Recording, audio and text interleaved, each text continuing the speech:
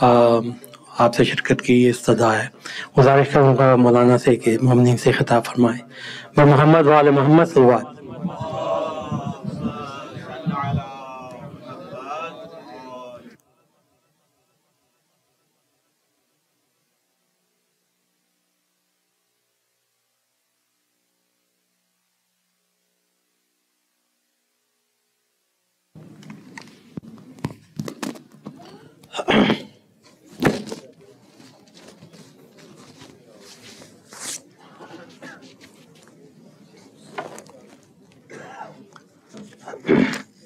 آپ حضرت سے گزارش ہے مرتبہ سورہ حمد کی تلاوت فرما کر مرحوم مغفور محمد وسیم خان کی روح کو ایصال فرما دیں۔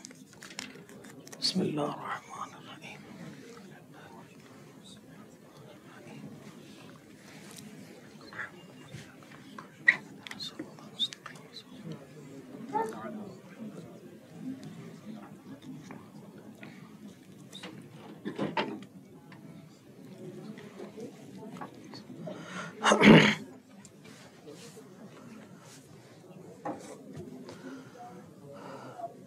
لا حول ولا قوة الا بالله العلی العظیم۔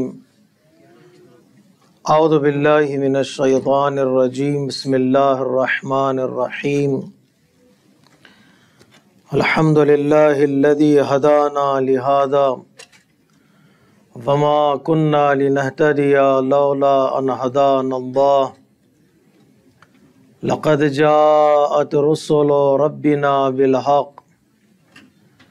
ثم الصلاة والسلام على سید الانبیاء والمرسلین، خاتم النبیین، حبیب الہ العالمین، سیدنا و مولانا بالقاسم محمد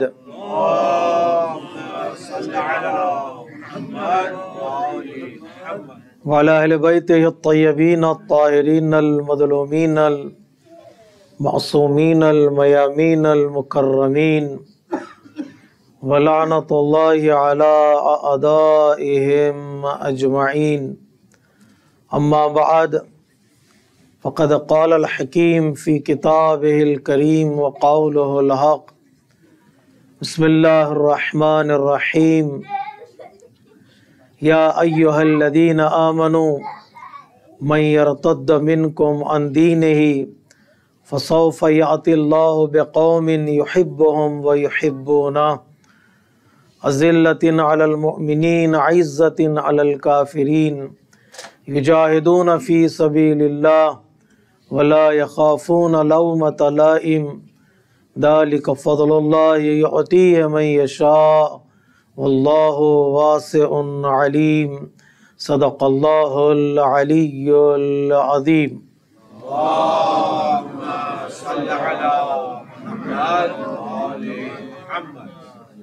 عزیزان محترم، جس آیہ کریمہ کی تلاوت کا شرف میں نے حاصل کیا ہے، اس آیہ کریمہ کے ذیل میں گزشتہ مجلس اعزاء میں ہم نے قرآن کا ایک تصور آپ حضرات کی خدمت میں پیش کرنے کی کوشش کی کہ قرآن یہ چاہتا ہے کہ جس طرح انسان انفرادی زندگی میں، اپنی انڈیویجول لائف میں ضروری ہے کہ وہ اپنے آپ کو بنائے، سجائے اور دیندار بنائے، پرہیزگار بنائے، اسی طرح سے اس کی ایک ذمہ داری ہے کہ وہ ایک قوم تشکیل دے، ایک کمیونٹی تشکیل دے کہ اللہ تبارک و تعالیٰ نے قرآن مجید میں مختلف آیتوں میں قوم کا تصور لوگوں کو پیش کیا ہے کہ اس کے شرائط کیا ہیں، اس کے کنڈیشنز کیا ہیں۔ جب لوگ قوم میں بدل جاتے ہیں، ایک نیشن میں بدلتے ہیں، ایک امت میں بدلتے ہیں، تو کئی مسائل کا حل اسی نیشن کے تصور کے سائے میں حل کیے جا سکتے ہیں۔ کچھ لوگ آئے پیغمبر اسلام کی خدمت میں، انہوں نے کہا کہ ہمیں دین نہیں چاہیے، ہم دین چھوڑ کر جا رہے ہیں، تو پروردگار عالم نے کہا کہ ہم ایک ایسی قوم تیار کریں گے جو قوم دیندار ہوگی، جو قوم پرہیزگار ہوگی اور دین کے مددگار ہوں گے، جس کی طرف اللہ تبارک و تعالیٰ نے کبھی قوم کا تصور، کبھی نیشن، امت کا تصور، اور کبھی گروہ کا تصور، گروپ کا تصور، حزب کا لفظ قرآن مجید میں استعمال ہوا ہے، جند کا لفظ قرآن مجید میں آیا ہے، حتیٰ قرآن مجید میں انصار کا لفظ بھی آیا ہے کہ کون ہے جو دین پروردگار عالم کے ناصر بنتے ہیں، مدد کرتے ہیں۔ تو جب تک سپورٹرز نہیں ملتے، مدد کرنے والے نہیں ملتے، ایک ساتھ چلنے والے نہیں ملتے، کوئی بھی قافلہ منزل تک نہیں پہنچ سکتا ہے۔ آدمی کو مدد ملے، سپورٹ ملے، وہ دین کے کام کر سکتا ہے اور حق کے کام کر سکتا ہے۔ اللہ تبارک و تعالیٰ نے حضرت موسیٰ علیہ السلام کو میریکلز عطا کیے۔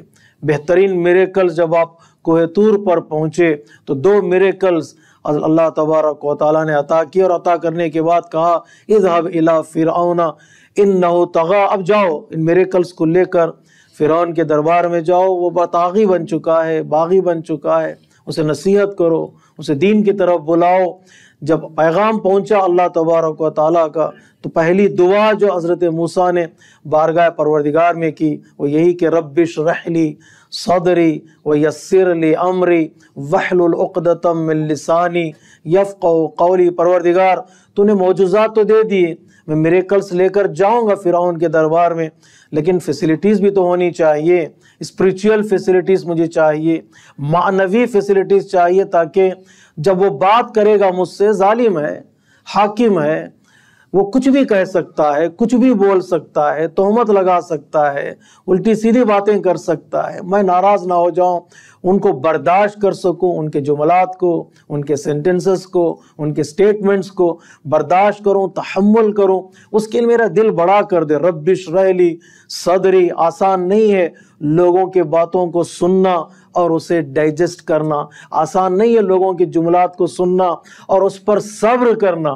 بہترین پیغام جو اللہ تبارک و تعالیٰ نے ہمارے نبی کو دیا ہے سورہ مزمل میں، سورہ مدثر میں، وَاصْبِرْ بِمَا يَقُولُونَ، اے رسول تم صبر کرو، وہ مجنون کہیں گے، وہ شاعر کہیں گے، وہ میجیسین کہیں گے، ان کا کام ہے کہنا، تمہارا کام ہے مشن کو آگے بڑھانا۔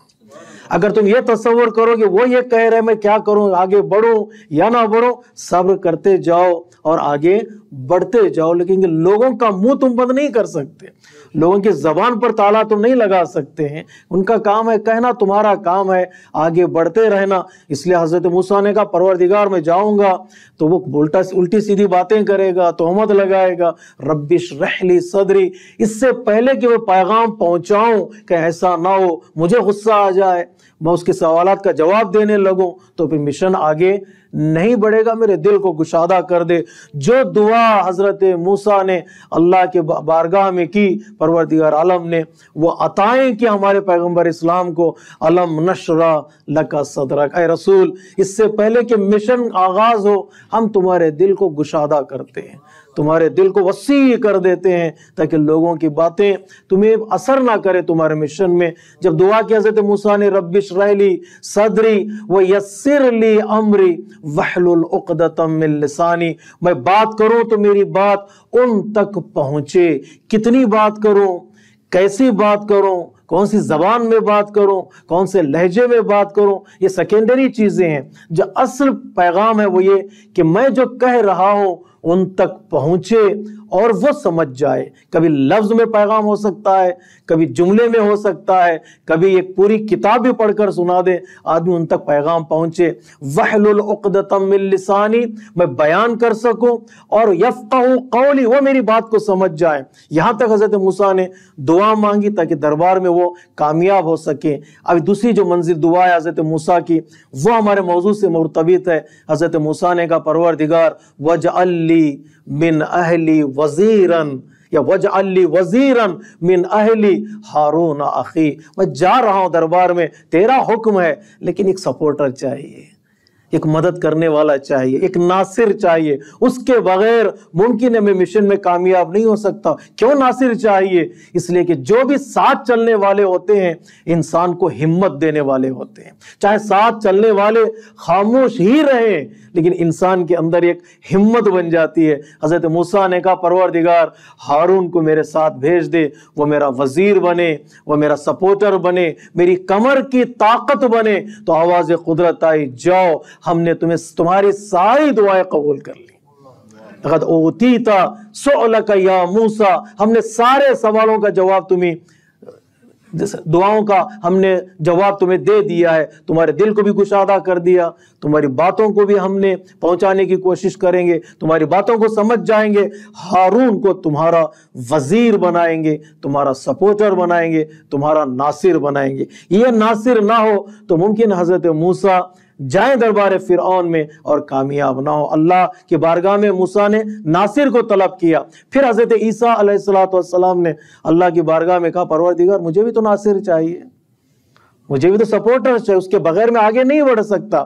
فَلَمَّا أَحَسَّ عِيسَىٰ مِنْهُمُ الْكُفْرَ، حضرت عیسیٰ کے پاس میریکلز تھے، حضرت عیسیٰ کے پاس معجزات تھے، ایک نہیں دو نہیں 4 معجزات حضرت عیسیٰ کے پاس موجود تھے، لیکن جب حضرت عیسیٰ نے دیکھا لوگوں میں کفر بڑھتا جا رہا ہے، میریکلز کے ہوتے ہوئے بھی لوگ دین کی طرف نہیں آ رہے ہیں، کچھ سازشیں چل رہی ہیں، قرآن مجید کہتا فَلَمَّا أَحَسَّ عِيسَىٰ مِنْهُمُ الْكُفْرَ، سازشوں کو ایک رہبر سمجھ لیتا ہے، پیغام آپ تک پہنچ جائے، بس سازشوں کو جو لیڈر ہوتا ہے وہ جان لیتا ہے پس پردہ کیا ہو رہا ہے۔ فَلَمَّا أَحَسَّ، محسوس کیا، دیکھیں کچھ چیزیں بولنے کی ہوتی ہیں، بتانے کی ہوتی ہیں، کچھ چیزیں احساس کرنے کی ہوتی ہیں، فیل کرنے کی ہوتی ہیں۔ فَلَمَّا أَحَسَّ، اس لیے کہا جاتا نا احساس سب سے بڑی زبان ہے، حتیٰ کسی اسکالر نے کہا رشتے خون کے نہیں ہوتے احساس کے ہوتے ہیں، اگر احساس ہے تو دور والا بھی اپنا ہے، اگر احساس نہیں تو اپنا بھی پرایا ہے۔ فَلَمَّا أَحَسَّ عِيسَىٰ مِنْهُمُ الْكُفْرَ، محسوس کیا میریکلز دکھانے کے باوجود بھی لوگ دین کی طرف نہیں آ رہے ہیں، کچھ سازشیں چل رہی ہیں، تو حضرت عیسیٰ نے کہا نہیں اب مجھے سپورٹرز چاہیے، اب مجھے ناصر چاہیے، اب مجھے میرے ساتھ چلنے والے چاہیے۔ تو حضرت عیسیٰ کھڑے ہونے کے بعد کہا من انصاری الی اللہ، کون ہے اللہ کی راہ میں میری مدد کرنے والا، کون ہے اللہ کی راہ میں میری نصرت کرنے والا، میرا سپورٹر بننے والا؟ قال الحواریون نحن انصار اللہ، حواریین نے کہا کہ ہم آپ کے ناصر ہیں۔ حواری کون ہے؟ حواریون پرولر ہے حواری کا، حواری یعنی جو اپوزٹ ڈائریکشن میں چلنے والے ہیں۔ کمیونٹی میں کفر پھیل رہا ہے لیکن یہ حواری تیار ہو گئے کفر کے اگینسٹ راستہ چلنے کے لیے، ایمان کی طرف آنے کے لیے۔ آسان نہیں تھا، انسان اگر جیسے ہوا چل رہی ہے ویسا چلتا چلا جائے تو آسان ہے، لیکن ہوا کے اگینسٹ چلنا بہت مشکل ہے۔ تو حواری کہتے ہیں ہوا کے اور رخ کے اگینسٹ چلنے والوں کو۔ حواریین نے کہا ہم تیار ہیں جو بھی ہو جائے، نحن انصار اللہ، ہم اللہ کی مدد کرنے والے ہیں۔ سوال یہ ہے حضرت عیسیٰ اپنے لیے مددگار مانگ رہے تھے، ناصر حواری کہہ رہے ہم اللہ کی مدد کرنے کے لیے تیار ہیں۔ میرے عزیزو، ولی خدا کی مدد در حقیقت اللہ کی مدد ہے، ایک اللہ کے ولی کی مدد خدا کی مدد ہے۔ حضرت عیسیٰ کہہ رہے تھے میرا ناصر کون ہے؟ انصار کہہ رہے ہم اللہ کی مدد کریں گے، وہ اپنے لیے ناصر مانگ رہے تھے، یہ اللہ کی مدد کی بات کرے۔ اس کا مطلب یہ کہ جو عیسیٰ کی مدد کرے گا گویا وہ اللہ کے دین کی مدد کرے گا۔ اب سمجھ میں آیا ہم کیوں کہتے ہیں اصحاب امام حسین علیہ السلام کو جب سلام کرنے کی باری آتی ہے تو کہتے ہیں السلام علیکم یا انصار دین اللہ۔ کربلا میں حسین کی نصرت کرنے والوں کو دین کی نصرت والے کہہ کر سلام کرتے ہیں۔ یا تو کہیے کربلا میں دین یعنی حسین، حسین یعنی دین، یا کہو حسین کی نصرت کرنا در حقیقت دین کی نصرت کرنا ہے۔ صلوات پڑھیے محمد و آل محمد۔ تو سپورٹر چاہیے تھا، ناصر چاہیے تھا، نحن انصار اللہ، ہم ہیں اللہ کی نصرت کرنے والے، اللہ کے دین کی نصرت کرنے والے۔ آمنا باللہ، ہم اللہ پر ایمان لے آتے ہیں، وشہد بأننا مسلمون، اے عیسیٰ گواہ رہنا قیامت کے دن ہم تمہاری راہ پر چلنے والے اور اسلام لانے والے۔ ایمان کے بعد اسلام، ایک اسلام ہے جو کلمے کے ذریعے سے، جسے میں فقہی اسلام کہتا ہوں۔ فقہی اسلام یعنی کیا؟ جو کلمہ پڑھ لے وہ پاک ہے، جو فقہی مسلمان جو کلمہ پڑھ لیتا ہے وہ پاک ہو جاتا ہے۔ پاک کا مطلب ہے کھانے پینے کی سہولتیں ہو جاتی ہیں۔ بعض لوگ جو کلمہ پڑھ لیتے ہیں نا، نکاح کے لیے کلمہ پڑھتے ہیں، کھانے پینے کے لیے کلمہ پڑھتے ہیں، تو یہ ایک فقہی مسلمان ہے۔ لیکن قرآن کی اصطلاح میں ایک اور اسلام ہے جو ایمان کے بعد آتا ہے۔ آمنا باللہ بأننا مسلمون، ایمان لے آئے ہم، اور گواہی دینا وشہد بأننا مسلمون یعنی گواہی دینا ہم لوگ مسلمان ہو گئے۔ تو ایمان کے بعد مسلمان یعنی کیا؟ ایمان کے بعد مسلمان یعنی ٹوٹل سبمیشن۔ اب کوئی دوسرا راستہ نہیں ہے اور کوئی سیکنڈ وے نہیں ہے، ہم مکمل طور پر آپ کے تابعدار ہیں، آپ کی راہ پر چلنے والے، اور اسی راہ پر اپنی جانوں کو قربان کر دیں گے۔ جو آپ کہیں گے عیسیٰ وہ ہم کریں گے۔ تو حضرت عیسیٰ نے ڈھونڈا مجھے ناصر چاہیے، اللہ نے کہا، حواریوں نے کہا ہم نصرت کرنے کے لیے تیار ہیں۔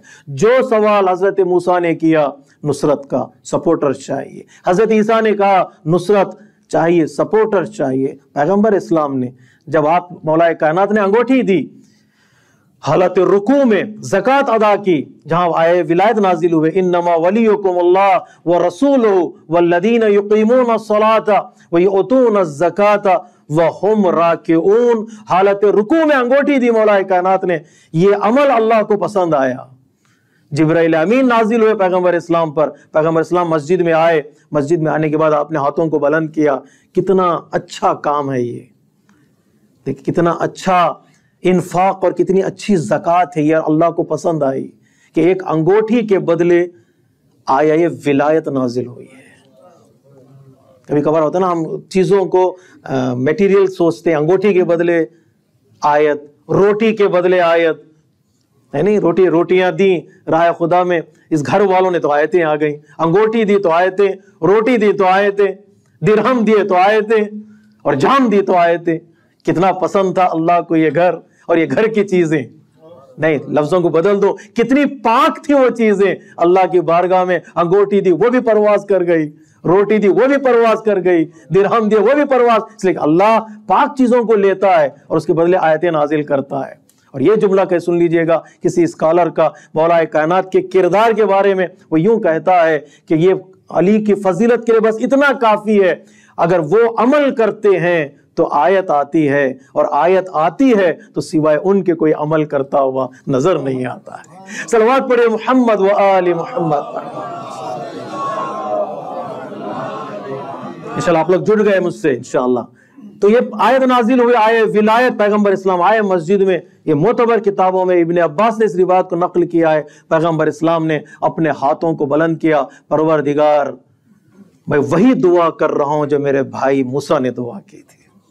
کیا دعا کی تھی موسیٰ نے؟ رب اشرح لی صدری ویسر لی امری واحلل عقدۃ من لسانی یفقہوا قولی واجعل لی وزیرا من اہلی علی ابن ابی طالب علیہ الصلوۃ والسلام۔ میرے رشتہ داروں میں سے ایک میرا جانشین بنا، وزیر بنا، میرا سپورٹر بنا، جس کا نام علی ہے۔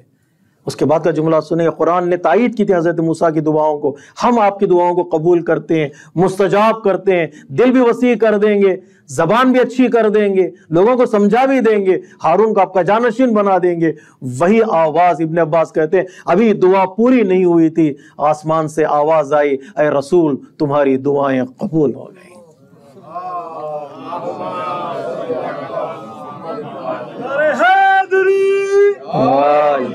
اپنی دعاؤں کی قبولیت کے لیے صلوات پڑھے محمد و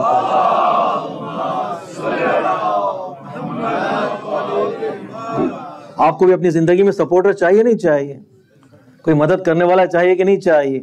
ہے قرآن مجید میں کوئی ایسی بات کہ جہاں پر انبیاء نے کہا پروردگار ہمارے بچوں کو بھی ہمارا سپورٹر بنا، ہمارے بچوں کو بھی ہمارے ہیلپ کرنے والا بنا۔ حضرت زکریا نے دیکھا ان کے پاس میراث تھے، حضرت زکریا بڑے خاندان کے نبی ہیں، حضرت داؤد، حضرت سلیمان، خاندان در خاندان آپ کی میراث جو ہے وہ چلتی رہی۔ دو میراثیں تھیں حضرت زکریا کے پاس، ایک جائیداد جو پراپرٹی جسے ہم کہتے ہیں وہ میراث ہے، اور ایک میراث نبوت والی میراث۔ جیسے حضرت ابراہیم نے کہا نا، حضرت ابراہیم کو اللہ نے کہا اے ابراہیم تم امام ہو، انی جاعلک للناس سے امام، تم امام ہو۔ تو کیا کہا حضرت ابراہیم نے؟ جب بھی اپنے لیے دعا کرنا اپنے بچوں کو کبھی نہ بھولنا۔ اگر پیغام پہنچ رہا ہے آپ کے پاس، جب بھی دعا کرنا اپنے بچوں کو نہ بھولنا۔ حضرت ابراہیم کو اللہ نے کہا تم امام ہو، حضرت ابراہیم نے کہا میرے بچے۔ جب مقامات بٹ رہے ہیں تو حضرت ابراہیم نے مانگ لیا، تبھی تو حضرت ابراہیم کے دونوں بچے، دونوں نبی، ان کی نسل سے سارے انبیاء حضرت ابراہیم کی نسل سے۔ وَقَالَ وَمِن ذُرِّيَّتِي، پروردگار میرے بچے، ہاں تمہارے بچوں کو بھی ہدا ملے گا، لیکن اگر وہ صحیح راستے پر رہیں گے تو وتھ کنڈیشن، اگر وہ ظالم نہیں ہے، ظلم سے دور ہے، تو پروردگار عالم ان کو بھی ہدا عطا کرے گا۔ لیکن جہاں پر انبیاء نے اپنے بچوں کے لیے دعا کی، بچوں کے لیے مانگا، میرے بچے کیا، وہاں حضرت زکریا نے کہا پروردگار دیکھا محراب میں حضرت مریم ہے، آسمان سے کھانے آ رہے ہیں، عبادتیں کر رہی ہیں حضرت مریم، قنوت اللہ کی بارگاہ میں دعائیں کر رہی ہیں۔ حضرت زکریا کے دل میں بھی خواہش پیدا ہوئی، پروردگار میرے پاس بھی بچہ ہو، ایک سپورٹر ہو، ولی۔ حضرت زکریا کہتے پروردگار ایسا بچہ ہو جو میرا ولی بنے، میرا ہیلپر بنے، سپورٹر بنے۔ کس لیے چاہیے؟ تاکہ وہ میرے میراث کا محافظ بن سکے۔ میراث کون سی؟ مادی میراث جو چلی آ رہی ہے حضرت داؤد اور حضرت سلیمان سے، کہیں ایرے غیروں کے ہاتھ میں نہ چلی جائے، اور جو مانوی میراث ہے، یعنی کیا، میں نبی ہوں، میرے اجداد نبی تھے، پروردگار میرے بیٹے کو بھی نبی بنا دے، میرے بیٹے کو بھی نبی بنا دے۔ کسی بزرگ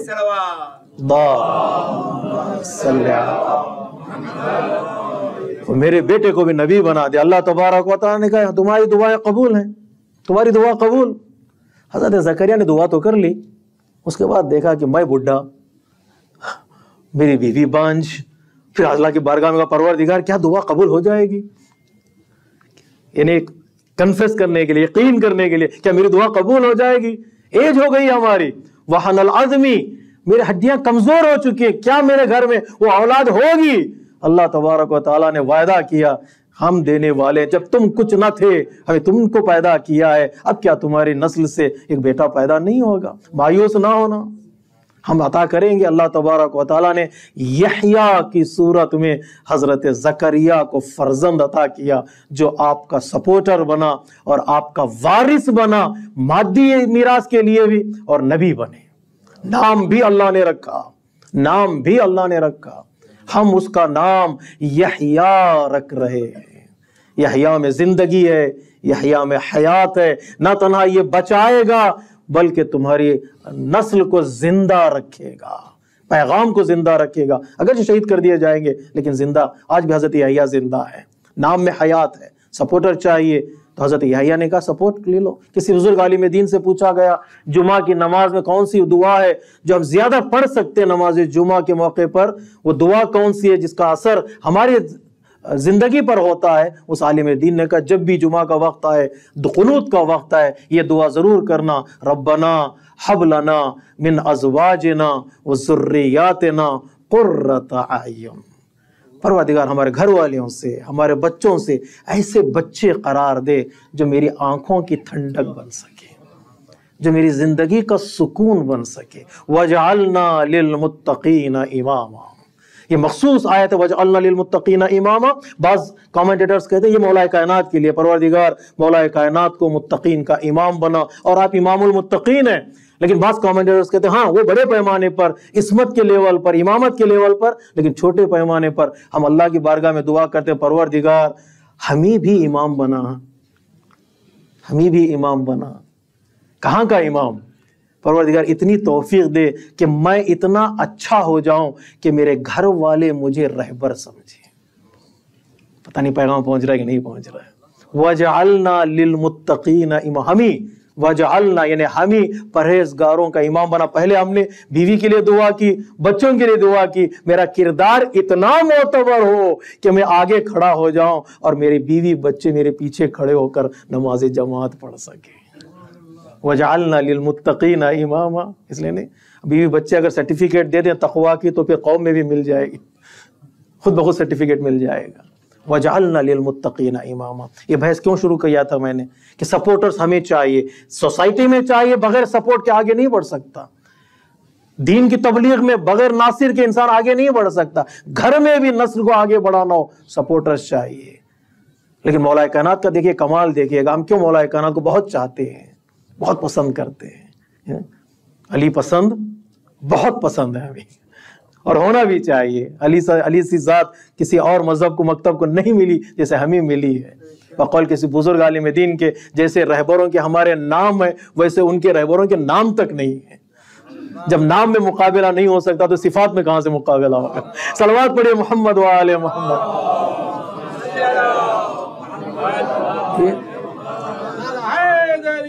یا علی کا نام لبوں کے کنول میں رہتا ہے، یہ بادشاہ ہمیشہ محل میں رہتا ہے۔ ہمارے لبوں پر صرف ایک نام اچھا جچتا ہے، وہ علی کا نام ہے۔ جس علامہ اقبال نے بھی کہا تھا، مشہور ہے شعر، علامہ اقبال سے منسوب ہے، ہمیشہ ورد زباں ہو علی کا نام اقبال، ہمیشہ ورد زباں ہو علی کا نام اقبال، کہ پیاس روح کی بجھتی ہے اس نگینے سے۔ یہ نام جب زبان پر آتا ہے، جو روح میں تشنگی ہے، پیاس ہے، وہ پیاس ختم ہو جاتی ہے۔ سب مل کے صلوات پڑھیے محمد و آلہ۔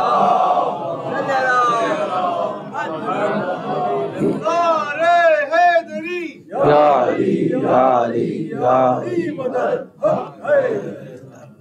تو مولا کائنات کو کیوں پسند کرتے ہیں؟ حدیث قصہ ہم پڑھتے ہیں عام طور پر، حدیث قصہ کے آخر میں پروردگار عالم نے سند دی طہارت کے اہل البیت کو، اس سے بڑھ کر رتبہ اور کیا چاہیے؟ اعلان طہارت و عصمت اہل البیت علیہ الصلوۃ والسلام۔ جاؤ، ہم نے تمہیں پاک کیا، پاک رکھا، اعلان ہے، دلیل نہیں، اعلان ہے کہ ہم نے تمہیں پاکی کا اعلان کیا۔ بس اتنی بڑی فضیلت ملنے کے بعد اور کیا چاہیے؟ تو مولا کائنات پیغمبر اسلام سے پوچھ رہے ہیں، یا رسول اللہ ہم کیوں جمع ہیں یہاں پر؟ طہارت کا تو اعلان ہو گیا، ہم جمع کیوں ہیں یہاں پر؟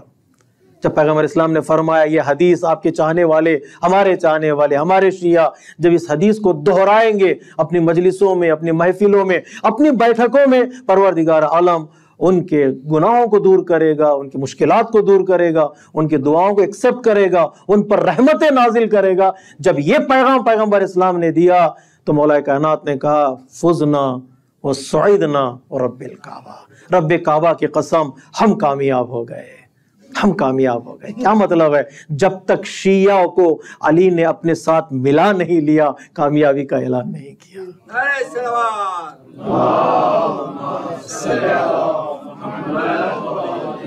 جب تک شیعہ مل نہیں گئے، حدیث قصہ میں آ نہیں گئے، مولا کائنات نے کامیابی کا اعلان نہیں کیا۔ کیوں؟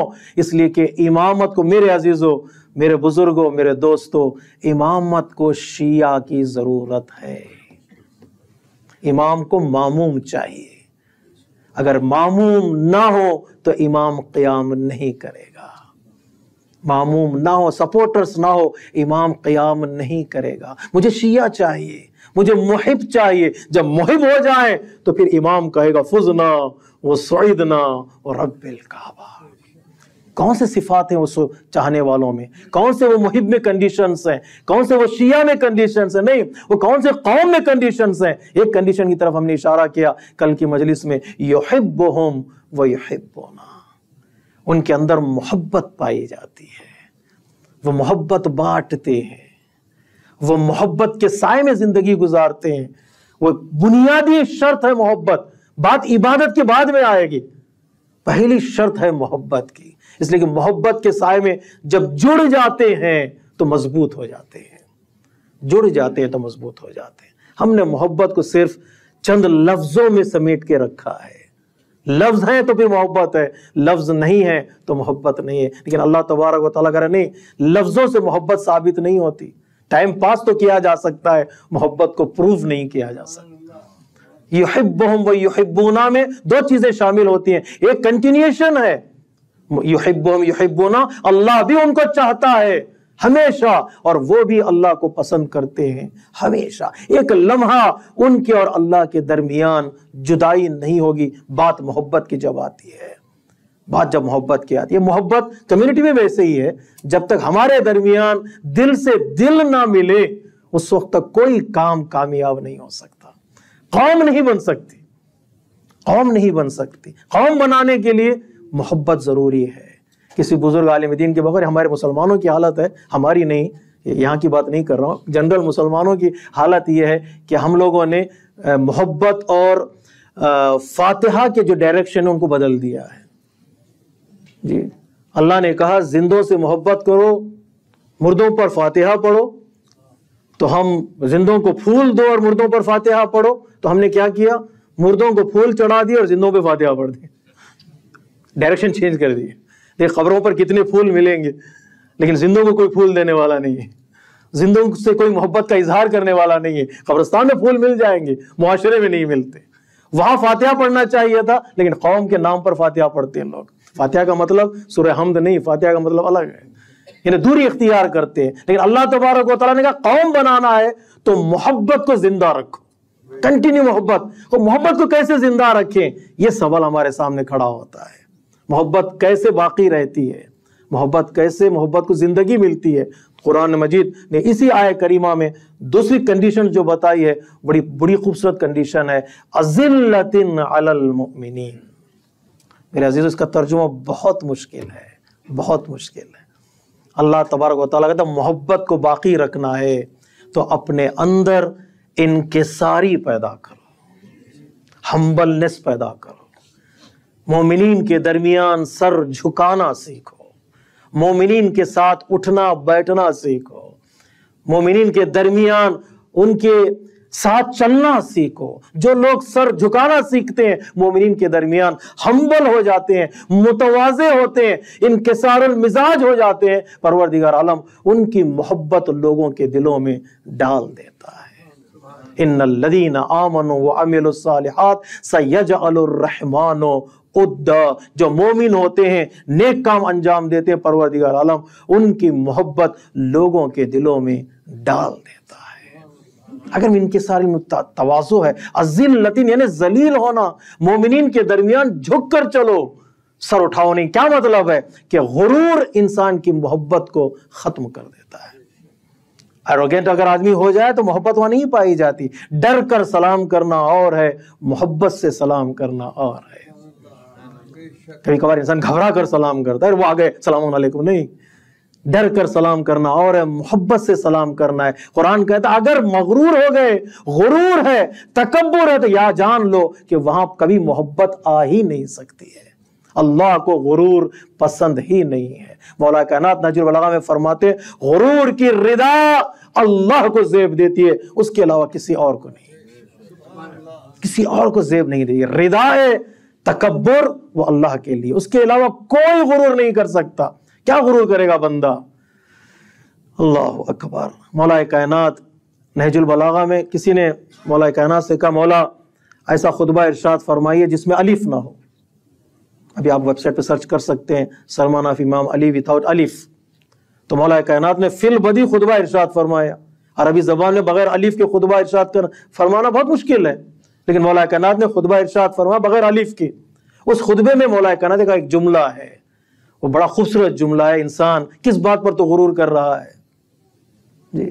جب تیری روح بدن سے نکل جاتی ہے تو پروردگار عالم نے ہر نماز میں رکوع کو رکھا ہے، سجدے کو رکھا ہے، لیکن تیرے سامنے جب نماز کا حکم آیا تو اللہ نے نہ رکوع رکھا ہے نہ سجدہ رکھا ہے.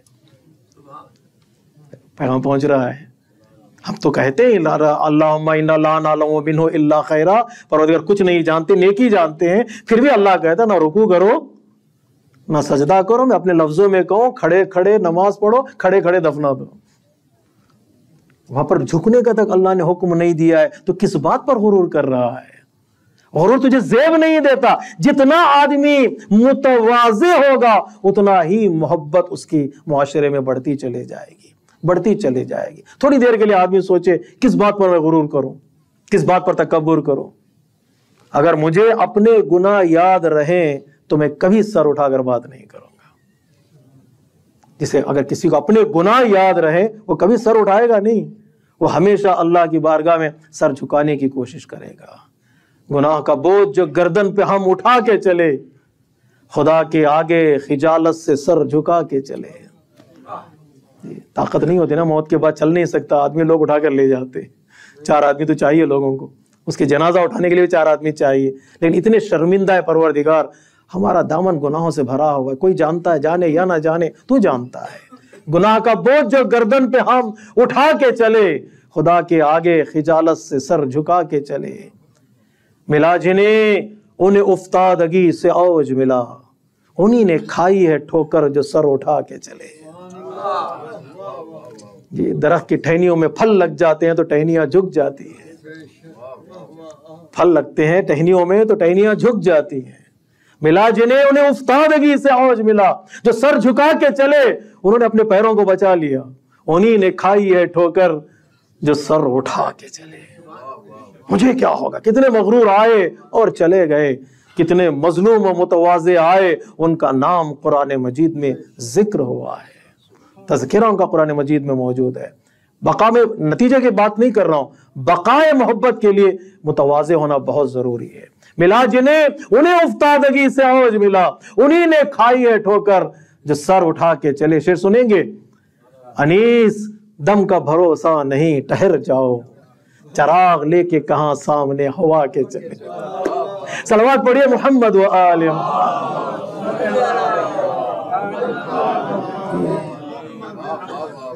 یہ ہوا جو ہے تمہارا چراغ بجھا دے گی. دن بدن تمہاری عمر گھٹتی جا رہی ہے, تمہاری صحت کم ہوتی جا رہی ہے. کس بات پر غور کرو گے؟ تم اپنے بدن کو کنٹرول نہیں کر سکتے, تم اپنے ارادوں کو کنٹرول نہیں کر سکتے. مولا کائنات کہتے ہیں میں ایک ارادہ کرنے جاتا ہوں, وہ ٹوٹ جاتا ہے. پلان بنا لیا میں نے, سکسیسفل ہو جاؤں گا, انٹرویو ہے, میٹنگ ہے, دیکھتا ہوں کہ پھر وہ میرا ارادہ آگے نہیں بڑھتا ہے. پھر ایک ارادہ بناتا ہوں, وہ بھی ارادہ ٹوٹ جاتا ہے. میرے ارادے ٹوٹنے سے میں سمجھ جاتا ہوں میرے ارادوں پر بھی میرا اختیار نہیں ہے. پر تیرا اختیار, میرے جسم پر تیرا اختیار, میرے ارادوں پر تیرا اختیار نہیں, میری پسند و ناپسند پر بھی تیرا اختیار ہے. کتنی چیزوں کو پسند کرتا ہوں, 2 قدم آگے بڑھاتا ہوں, بعد میں نتیجہ ملتا ہے نہیں وہ چیزیں میری پسند کی نہیں تھی. کیوں؟ اللہ کی حکومت ہے اس پر. اللہ ہماری زندگی کے ہر گوشے پر اللہ کی حکومت ہے. تو اللہ تبارک و تعالی محبت کو بچانا ہے. یحبون و یحبونا, تو بہترین راستہ اذلۃ علی المؤمنین, مومنین سے دل کھول کر ملیے, تواضع کے ساتھ, انکساری کے ساتھ. اس انکساری میں اتنا فائدہ ہے میرے عزیزوں, اگر انکساری انسان کی زندگی میں آ جائے, مستحب عمل کا ثواب بھی واجب سے بڑھ جاتا ہے. آپ کا ذہن پہنچ گیا ہے. سلام کرنا مستحب ہے, جواب دینا واجب ہے. سلام مستحب کا ثواب واجب سے زیادہ ہے. کیسے ہو سکتا ہے کہ مستحب کا ثواب واجب سے زیادہ ہو جائے؟ سلام کرنے میں ثواب اگر 99 ثواب ہے, جواب دینے میں صرف 1 ثواب ہے. یہ کیسے ہوگا کہ مستحب کا ثواب واجب سے بڑھ گیا؟ علماء کرام کہتے ہیں اس لیے کہ سلام کرنے والا جب سلام کرتا ہے تو اپنے نفس کو مار کر سلام کرتا ہے, اپنے غرور کو توڑ کر سلام کرتا ہے. وہ انتظار نہیں کرتا آنے والا سلام کرے, وہ سلام میں پہل کر کے بتاتا ہے میرے دل میں آنے والے کا کینہ نہیں ہے, آنے والے سے محبت کا میں اعلان کر. ثواب مستحب کا نہیں ہے, ثواب غرور توڑنے کا ہے, ثواب غرور توڑنے کا ہے. جب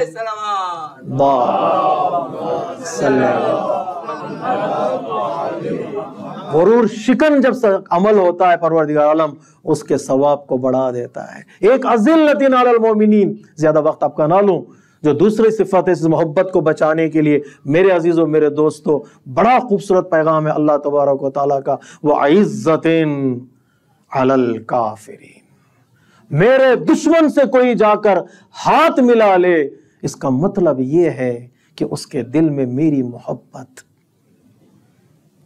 جواب آپ کو دینا ہے. قرآن کہتا ہے نہیں, جو مومنین کے درمیان سر جھکاتے ہیں ان کو اللہ توفیق دیتا ہے وہ دشمن کے مقابلے میں سر اٹھا کر بات کرتے ہیں. جو مومنین کے درمیان سر اٹھا کر بات کرتے ہیں وہ دشمن کے مقابلے میں ٹھہر نہیں پاتے. دشمن ان پر غلبہ حاصل کر لے گا, دشمن ان پر جیت جائے گا. اگر دشمن کے مقابلے میں کامیاب ہونا ہے تو مومنین کے مقابلے میں انسان کو سر جھکانا پڑے گا. یہاں محبت لو اور وہاں اپنا غصہ دکھاؤ. یہاں غصہ دکھاؤ گے تو پھر دشمن کے تم اسیر بن جاؤ گے. کتنا خوبصورت پیغام ہے, کتنا خوبصورت پیغام ہے. کتنے انکساری کا پیغام کربلا والوں نے ہمیں دیا جی, تواضع کا پیغام. اگر اس ایک رخ سے انسان آپ بیان کرے تو بڑا خوبصورت رخ ہوگا. حسین اس متواضع انسان کا نام ہے جس کے زانوں پر حبیب کا سر بھی تھا, حر کا سر بھی تھا. لیکن بات کلیئر ہو جائے, وہ زانوئے مساوات, زانوئے انصاف, زانوئے عدالت. میں اور کلیئر کر دوں, جس زانوں پر آپ نے اکبر کا سر رکھا تھا اسی زانوں پر جون کا سر بھی رکھا تھا. جتنی تیزی کے ساتھ آپ اکبر کے بدن پر پہنچے تھے اتنی ہی تیزی کے ساتھ آپ جون کے بدن پر بھی پہنچے تھے، جون کے سرانے بھی پہنچے تھے۔ کتنا متواضع ہے ہمارا امام، وصیتیں کر رہے ہیں اصحاب حسین، حسین کہہ رہے ٹھیک ہے وصیت کرو، اٹھا کے لے آئے جنازے، کہاں رکھنا ہے، خیموں میں لے جانا ہے، دریا پہ چھوڑ دینا ہے۔ کتنا متواضع میرا امام ہے، کتنا منکسر المزاج ہے میرا امام۔ کہہ رہا چلے جانا ہو تو چلے جاؤ، ان کا کام میرے سر سے ہے، تمہارے سروں سے نہیں ہے۔ یہ نا یہ رہبر جس طرح زندگی آپ نے گزارے کا دشت کربلا میں، ایک دن اگر تاریخ بن جائے، ہر عصر کا انقلاب بن جائے، تو امام حسین کے اخلاقیات کو، امام حسین کے کردار کو واضح کرنا پڑے گا۔ ایک دن میں کیا کیا سمجھا دیا حسین نے، کیا کیا سمجھا دیا، جانا ہو چلے جاؤ، متواضع انسان۔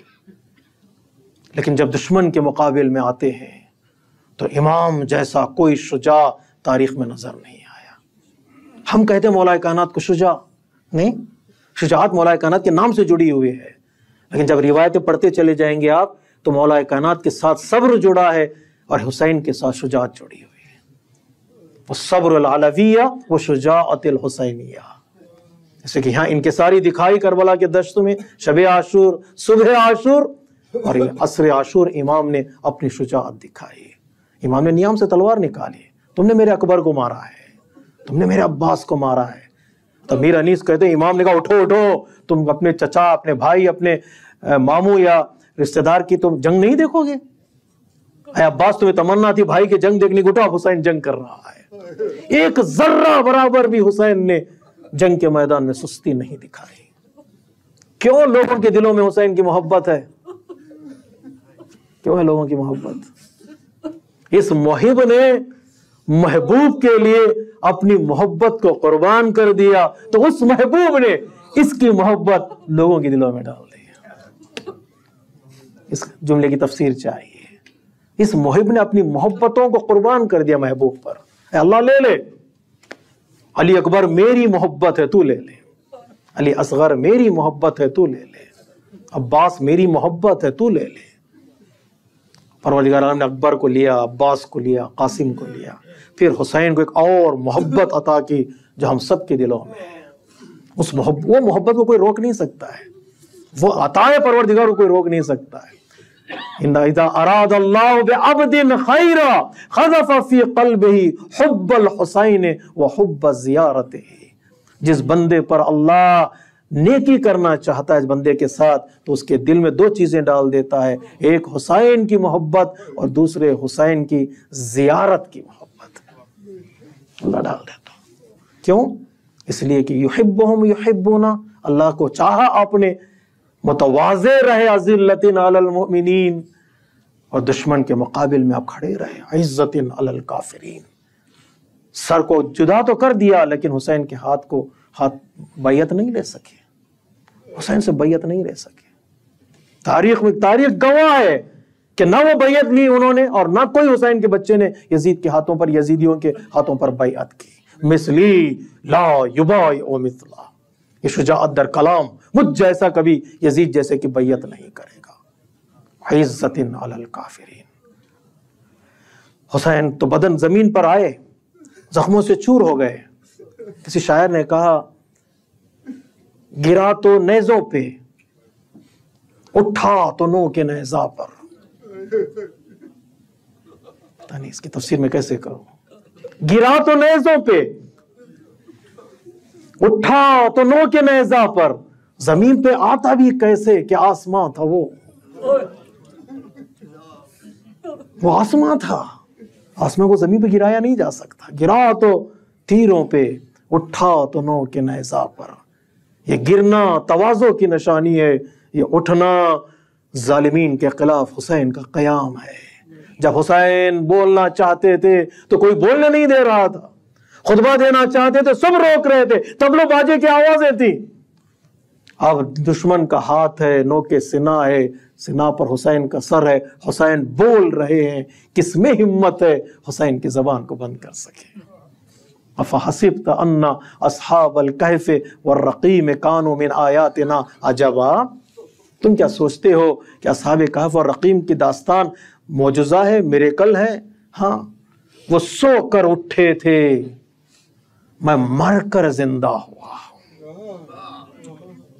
وہ سو کر اٹھے تھے، اور حسین کو دیکھو، مرنے کے بعد حسین آیتوں کی تلاوت کر رہا ہے۔ افحسبت ان اصحاب الکہف والرقیم کانوا من آیاتنا عجبا۔ تواضع، محبت، انکساری، دشمن کے خلاف صلابت، استقامت ہمیں کربلا سے ملتی ہے، کربلا سے ملتی ہے۔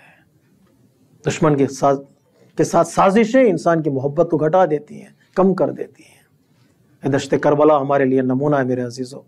وقت میرا ہو گیا، میں نے مطالب کو سمیٹ دیا۔ کیوں حسین نو کے سنا پر قرآن مجید کی تلاوت کر رہے تھے؟ علماء کرام نے مختلف تفسیریں کی ہیں، تشریحیں کی ہیں۔ ایک تفسیر یہ ہے کہ حسین یہ بتانا چاہ رہے تھے جو قرآن معجزہ ہے، جادو نہیں ہے۔ قرآن میریکل ہے۔ موت کے بعد اگر جادو کا اثر نہیں ہوتا ہے، لیکن میں موت کے بعد قرآن پڑھ کر بتا رہا ہوں کہ قرآن معجزہ ہے، جادو نہیں ہے۔ قرآن کے اعجاز ہونے کو حسین نے تلاوت کر کے بتایا۔ اور دوسرے عالم دین نے کہا نہیں، حسین یہ بتانا چاہ رہے تھے کہ ہمارا سر تن سے جدا تو ہو سکتا ہے، ہماری زبان قرآن سے جدا نہیں ہو سکتے۔ تم اہل بیت کو قرآن سے جدا نہیں کر سکتے۔ سر تو کاٹ سکتے ہو، لیکن قرآن کو جدا نہیں کر سکتے۔ تیسرے کامنٹیٹر نے کہا ہو سکتا ہے یہ تفسیر ہو، حسین یہ بتانا چاہ رہے ہیں کہ کربلا میں ہماری زبان کو تم بند نہیں کر سکتے۔ اب یہ جو شہادت کا سفر ہے کہ شہید زندہ ہے، میں بول رہا ہوں، بتا رہا ہوں، قرآن کی آیتوں کو پروف کر رہا ہوں۔ وَلَا تَحْسَبَنَّ الَّذِينَ قُتِلُوا فِي سَبِيلِ اللَّهِ أَمْوَاتًا بَلْ أَحْيَاءٌ عِندَ رَبِّهِمْ يُرْزَقُونَ۔ شہید مر کر مرتا نہیں ہے، وہ مرنے کے بعد زندہ ہو جاتا ہے اور اللہ سے رزق پاتا۔ یقین نہیں آتا تو حسین کو دیکھو، نو کے سینہ پر بات کر رہا ہے۔ وہ الگ حیات ہے، الگ زندگی ہے، الگ تفسیر ہے اس کی۔ بعض کامنٹیٹر نے کہا ہو سکتا ہے یہ بھی ہو کہ حسین آیتوں کی تلاوت کر رہے تھے کوفے والے اور شام والوں سے یہ کہنے کے لیے، اے کوفیو، اے شامیو، تمہاری نظر میری طرف رہے، مجھے دیکھو، میں آیتیں پڑھ رہا ہوں، تمہاری نظر میری ماں بہنوں کی طرف نہ ہو، میرے بچوں کی طرف نہ ہو جن کے سروں پر ردا نہیں ہے۔ حسین یہ کہہ رہے تھے آؤ مجھے دیکھو، مجھے سنو، میں قرآن مجید پڑھ رہا ہوں۔ زینب کو مت دیکھو، وہ کھلے سر ہے، زینب کو، کلثوم کو مت دیکھو، وہ کھلے سر ہے۔ امام نے لوگوں کی توجہات کو اپنی طرف موڑ لیا، کہنا کہ حسین کو بہت پسند تھا کہ کوئی زینب و کلثوم کے چادر کی حفاظت کرے۔ واقع کربلا سے پہلے مولا کائنات نے سوال کیے تھے، بیٹا حسین، تمہارے سامنے تمہارے جوان بیٹے کے سینے پر برچی کا پھل لگے گا، کیا تم تیار ہو؟ حسین نے کہا تھا بابا اگر نانا کا دین بچ رہا ہے تو یہ حسین تیار ہے۔ امام نے کہا تھا بیٹا حسین، تمہارے ہاتھوں پر تمہارا چشمہ علی اصغر تیر کھا کر اس دنیا سے چلا جائے گا، کیا تم تیار ہو؟ حسین نے کہا تھا بابا اگر نانا کا دین بچ رہا ہے تو یہ حسین تیار ہے۔ ساری مصیبت